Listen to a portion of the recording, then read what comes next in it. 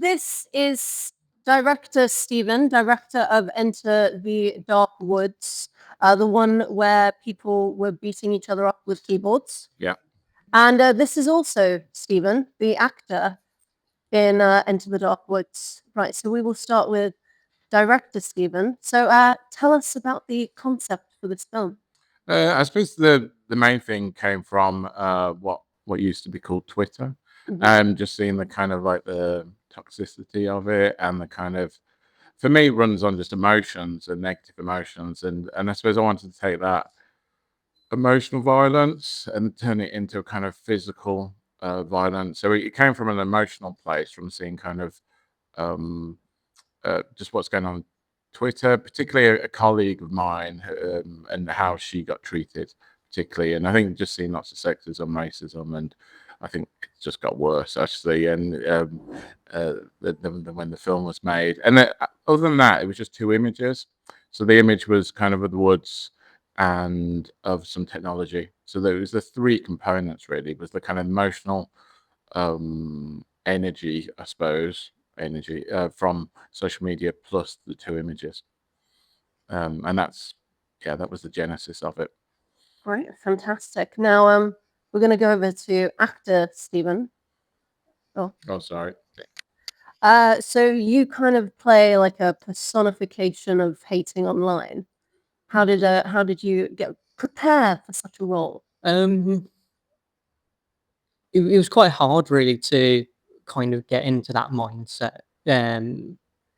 But sort of doing research into like social media and especially sort of cases of sort of internet bullying and bits like that of and looking into why people might get to that point, and trying to sort of embody not just an angry person but a desperate person trying to sort of have some control in a world where maybe they don't have any. I think that's a lot of the cases online where you see people sort of making these comments and rage baiting people is just trying to get that control that they don't have sort of in their real lives. Yeah. Yeah. So when you were playing it, since you were playing a sort of personification of that, were you kind of just going for as extreme as possible, kind of?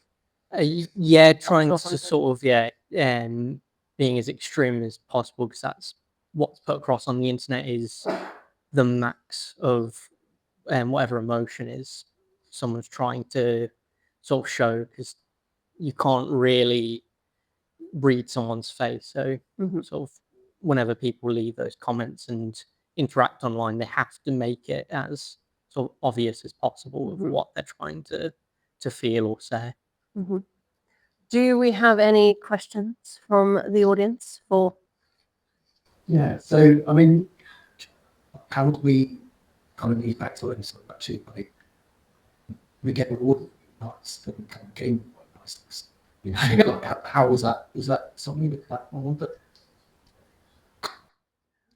Yeah, it's a really interesting question. I suppose for me, just wanted to display the problem, and I'm not sure what the solution is. Um, for me, and I suppose this is my thoughts about technology generally. That technology is not necessarily like bad or good. I think the problem is who owns it and who controls it.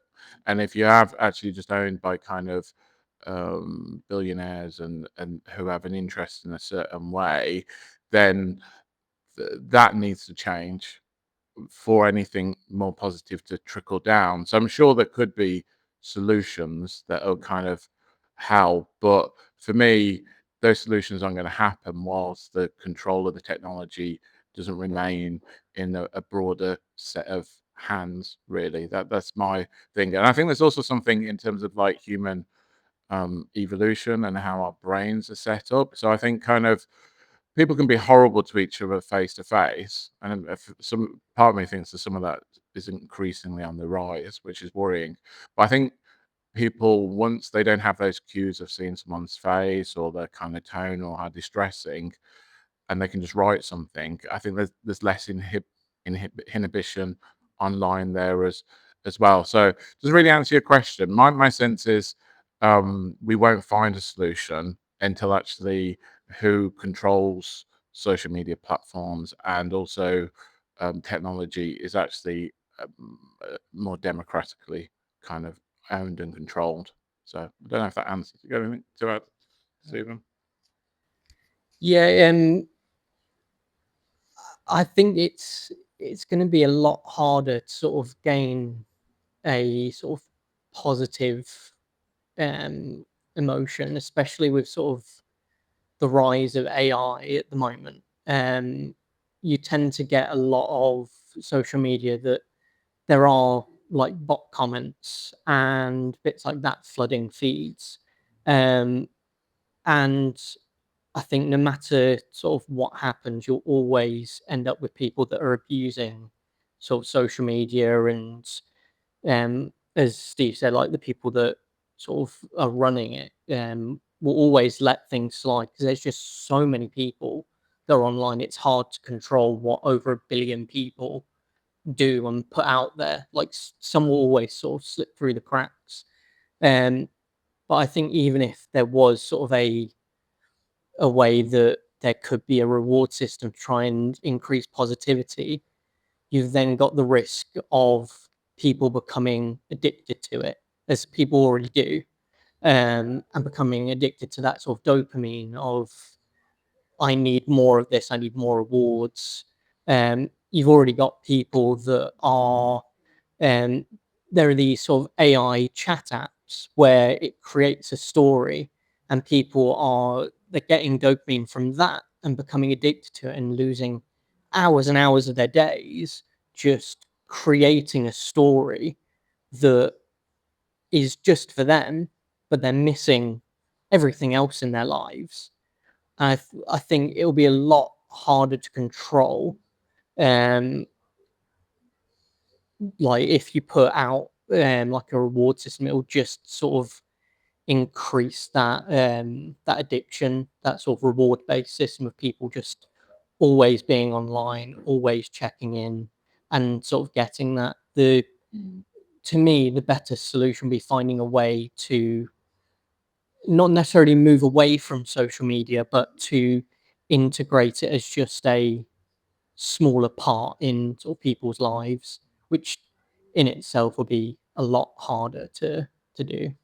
But Yeah, yeah, it's that thing because you made me think of something that I think it was a weird experiment back in the 60s or 70s. They did lots of weird psychology experiments back then where they had rats who I think could get access to cocaine or heroin or something. And so if you put them in a horrible kind of cage environment, the rats will just keep going for it. You put rats in actually a really kind of lovely kind of environment where they can do lots of stuff. They don't go for the cocaine, they don't go for the heroin. And I think in some ways, it, people are going for these kind of quick fix dopamine hits, either like drugs or social media or stuff, because actually there's a problem within our wider social fabric, really. And actually, in some ways, the kind of people turning to social media for those dopamine hits, I think says something about there's a problem within our wider social world. That's Sorry, it just made me think about kind of Great, amazing. Let's give a big round of applause to our filmmakers and Chris.